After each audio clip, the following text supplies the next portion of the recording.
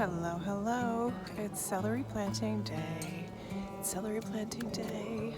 I'm really excited about celery planting day because I have like 100 celery plants to plant. I made the decision not to pot up the celery, so it is struggling a little bit. It really needs new soil. It needs to get either in a pot or in the ground.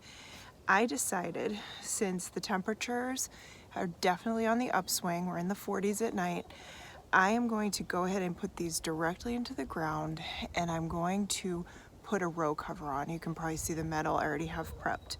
So I've got my compost on the row. I've got the metal, I don't even know what you call those things, the little loopy loopies to hold the row cover. And I'm going to plant these, and I'm going to plant these 6 inches apart. You'll hear that you can do them every 12 inches. I'm going to do 6 inches. I have all different celery. I have a pink Chinese celery, I have a cutting celery, I have a pretty classic standard celery, and this is going to be a dense planting, so there will be very little soil showing when they start to grow.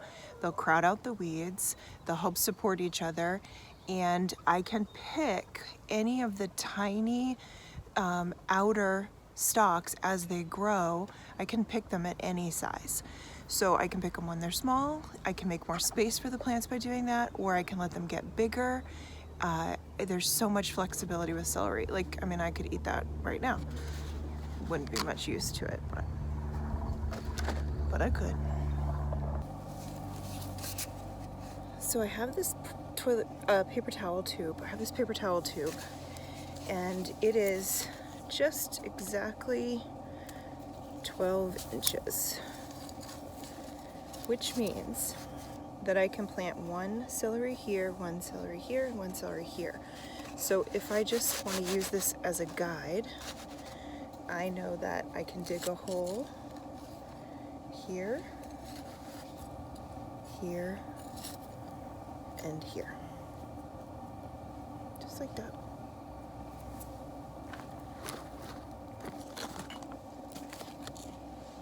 I'm gonna sprinkle my micos in.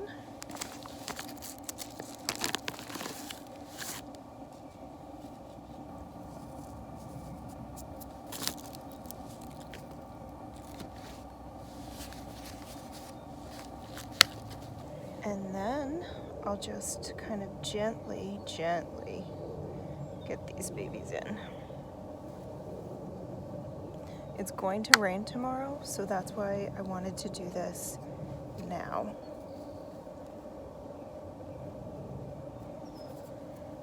Okay, so we've got 1, 2, 3, and I'm going to continue to do that down this entire row.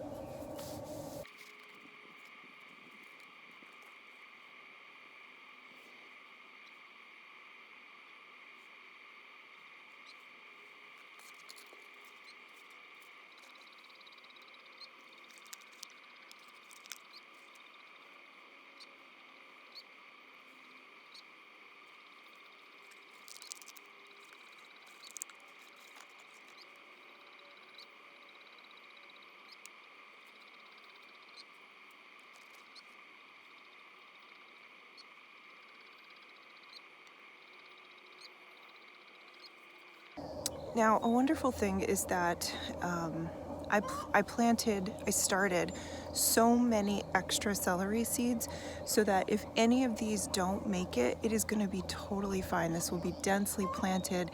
It won't be an issue at all. This may require, the amount of celery I have may require actually 2 rows. I've got 2 rows here side by side that I can certainly use. This is in the wetter part of the garden, and this is the one vegetable that I trust can handle, sorry, it's like a chorus right now, that I can handle. You better not be sneezing. You know how I feel about sneezing. Oh boy, that can handle kind of a wet soil, and they want a lot of water. So if I put them in the wetter part of the garden, then that responsibility falls less on me than it does on the earth. I also have I have a couple bags of fertilizer from last year. And I'm not investing in new fertilizers, but I'm going to use up what I have, so I'll probably sprinkle some of that down. So I am just going to get some of that down, use it. I have it, so I'm going to use it, and then you know, going forward, really we're relying on compost, any sort of teas that we can make from, you know, weeds, and fish emulsion, and then alfalfa pellets, which I will talk about. I will talk about the alfalfa, but for now, I'm gonna get the celery planted, and then I'll show you what it looks like when it's done.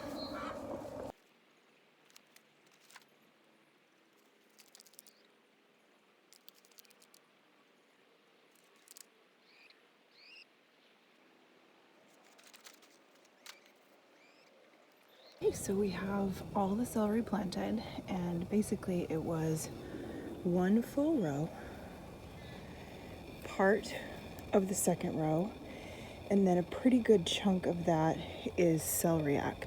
And celeriac looks exactly the same as celery when it first starts to grow, and then it will develop a bulb rather than the stalks like the celery does.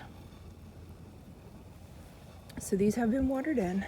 I am only going to cover this row. So it'll be a little experiment to see, does that help them grow a little faster earlier when they're covered?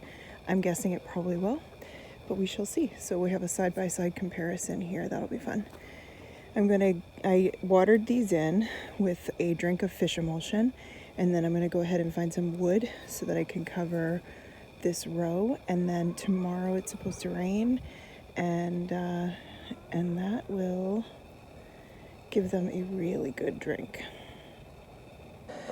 Okay, row cover is on, and as I mentioned, this row cover is not about like pest protection at all. This is simply keeping this a little bit warmer while we wait for the ideal temperature for celery is like between 50 and 70.